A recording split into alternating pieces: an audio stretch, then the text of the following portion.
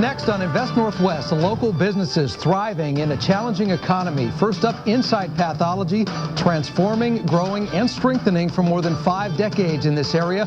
What does the future hold? How is their work transforming the treatment you receive?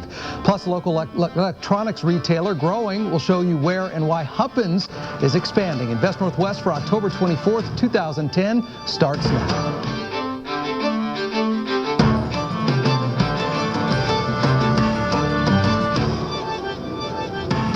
Well, good morning to you and welcome to Invest Northwest. I'm Sean Owsley. Glad you're with us once again. This morning, the spotlight on InCyte Pathology. Since 1957, changing the way diseases are diagnosed. Some trend-setting work to help provide information to those who are sick and help them get well.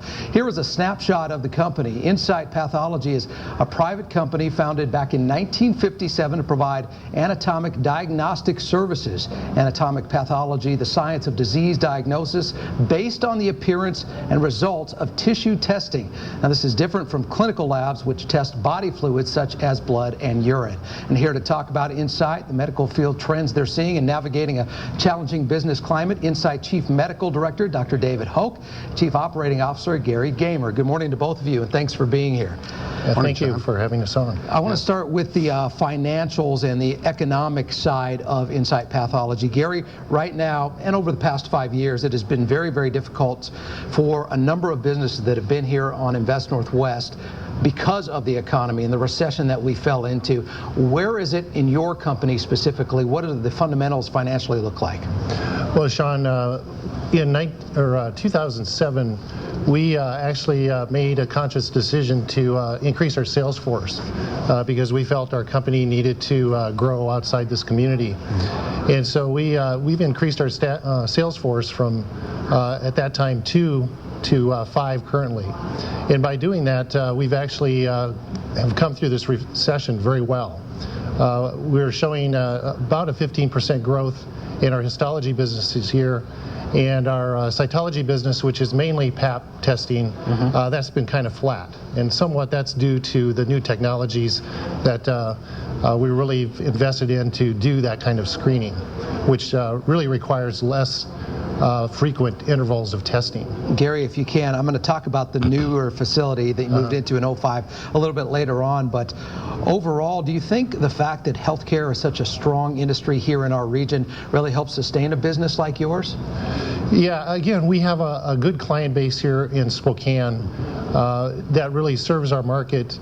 And we've had competition come into town, and it's been through the growth in sales that we've been able to not only keep our local business strong, but expand through central and eastern Washington and into Idaho and Montana, which has really helped us continue to be strong. Branch out and expand the business there. Really important. Dr. Hoak, let's get to what it is that InCyte does. If you could, in a nutshell for our viewers, talk about the daily work that you do there as the Chief Medical Officer. Pathologists, anatomic pathologists, mostly spend their time looking at biopsies from patients. So a biopsy is a piece of tissue that's taken from a patient. It's processed in our laboratory, made into glass slides, stained, and then they're looked under the microscope, and a pathologist renders a diagnosis on that tissue. You know, usually it's, is this benign or is this malignant? We dictate a report, and that report is created, and then it's electronically sent to our physician clients. I want to look at the details of how exactly you do that on a daily basis. I know all 22 pathologists at InCyte are board certified. Many have additional subspecialty training in breast, surgical, and gynecological pathology as well. You interpret about 4,700 breast specimens annually and maintain competency in all areas of the practice, including new approaches. That's a lot of slides coming in out and looking at this, but it really is a transformative work, if you will, for somebody that has been discovered to have breast cancer. Talk about maintaining accuracy and pinpointing it where it can be, you know, very, very, very minuscule in what you're looking at to make sure you get that accurate and correct for the patient. Well, you know, our goal is to provide the right diagnosis to the right patient, to the right doctor in the right amount of time, so as fast as possible.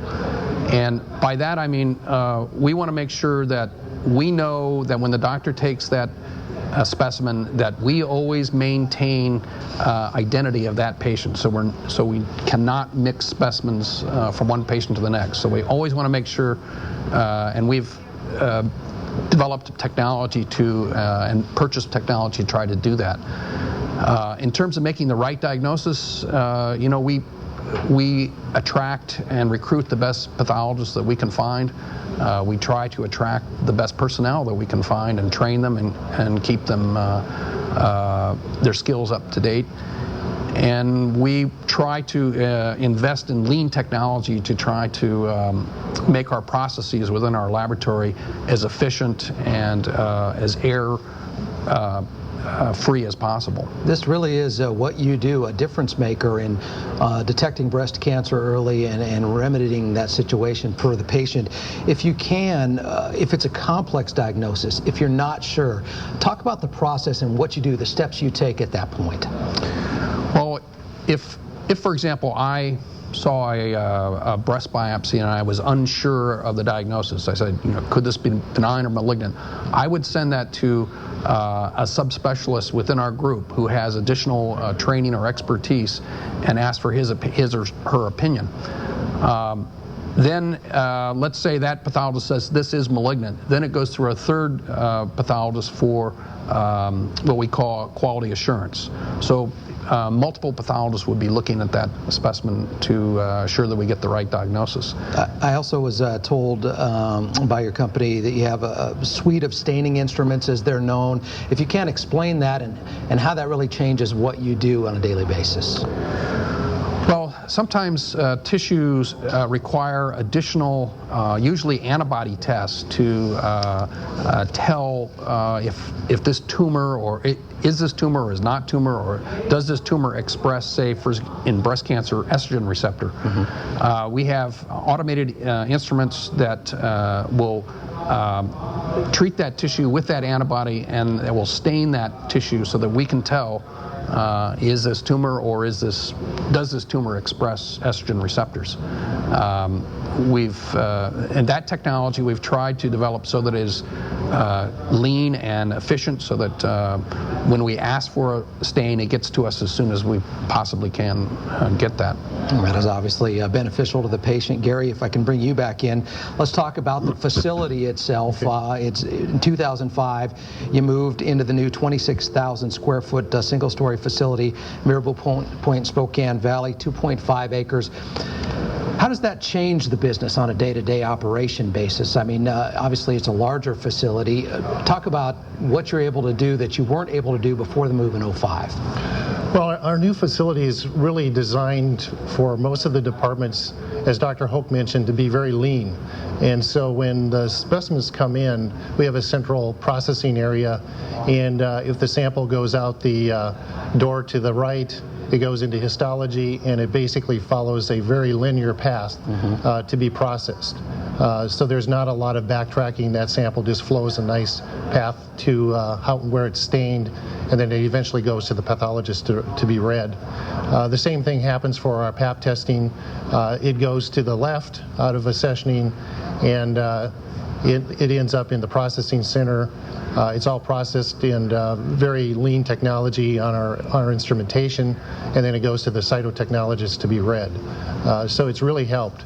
Our administrative offices are all configured together, so we have a nice billing department that they all work together to get the billing out, which in our industry is very complex, because you have to get all the coding right. If you don't, the payers reject it and they send it back, and then we have to resubmit. So again, the building is designed for us to process everything in the quickest, most efficient manner possible. Do you anticipate any growth, any more added jobs here, maybe over the next year or two? We're expecting, yes, we will continue to grow. Actually, this past year, we've grown about 5% in our staff, And as we continue to grow in the areas in the region, we expect to grow our business not only locally here, but in some of the outlying regions, where we're going to actually station sales staff in some other locations. We recently hired a sales rep for the Boise area, and we're hoping to get into southern Idaho. So it started back in 1957 here in Spokane. It is moving into the region. That's right. We're about out of time, but Dr. Hoak, if you can, we hear it all the time, but early detection is key. If you can, a message for our viewers on that aspect of that, because really, fundamentally, that is what you do daily. Well, I think what we've seen with Pap testing is that, you know, continual testing looking for cervical cancer is key to treating cervical cancer, and the best way to do that is, particularly in women over 30, is to do the regular Pap test and test for HPV, which is the causative agent for cervical cancer. So having those two tests together is really the foundation for beating cervical cancer. All right, well, Dr. Hoak and Gary Gemar from InCyte Pathology, thanks for being our guest this morning. Appreciate your information, and good luck going forward in what has been a tough economy, but your company is doing pretty well. So thanks for being here. Yeah, thank you. All right, we're going to take a break. You're watching Invest Northwest with some history of InCyte Pathology as we go to break.